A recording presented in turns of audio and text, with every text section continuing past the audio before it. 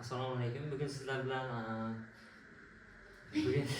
gaplashadigan asarimiz G'arbiy frontda o'zgarish yo'q asari. Ushbu asar Erix Mariya Remark tomonidan yozilgan.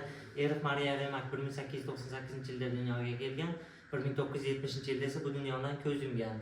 Uning mashhur asarlaridan biri G'arbiy frontda o'zgarish yo'q asari. Mazkur asarda Birinchi jahon urushi o'z domiga tortgan o'spirinlar obrazi orqali urush dahshatlarini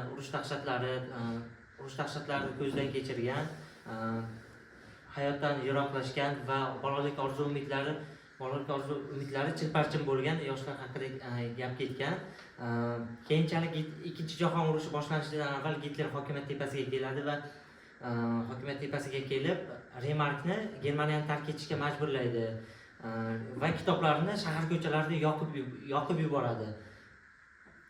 Endi sizlarga savol, bir savol berib o'tib ketaman.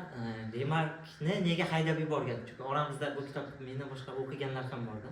Javob beramiz. Chunki kitob jahon urushidagi aziyat chekkan odamlar haqida yozilgan. Uni o'qigan odamlar Ikkinchi jahon urushiga qatnashmay qolgan. Gitler bo'lsa Ikkinchi jahon urushiga targ'ib qilgan. Odamlar urushga qatnashmaslik, buni oldini olish uchun kitoblarni yoqib yuborgan.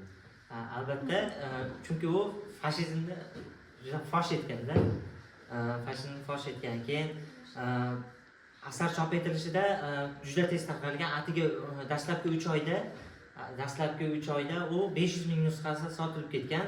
Asar keyin hozirgi kunga kelib 53 tilga tarjima qilingan va uning ichida o'zbek tili ham mavjud.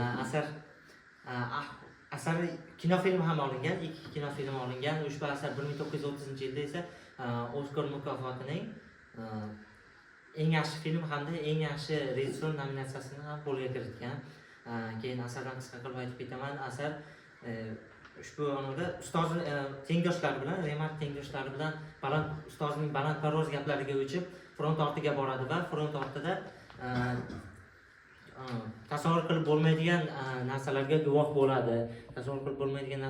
bo'ladi. Ular hattoki tinch uxlayman degan